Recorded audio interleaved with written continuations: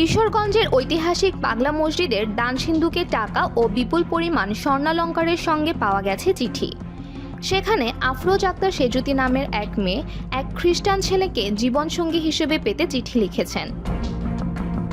শনিবার সকাল 8:30টায় 9টি দান সিন্ধুক থেকে রেকর্ড 28 বস্তা টাকা পাওয়া গেছে।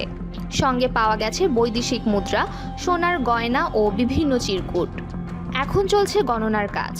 গণনায় অংশ নিয়েছেন প্রায় 350 জনের একটি দল। এবারের গণনার সময় একজন মুসলিম নারীর খ্রিস্টান এক ছেলেকে জীবনসঙ্গী করে পাওয়ার ইচ্ছা জানিয়ে লেখা চিঠি মিলেছে মসজিদের সিন্ধুকে।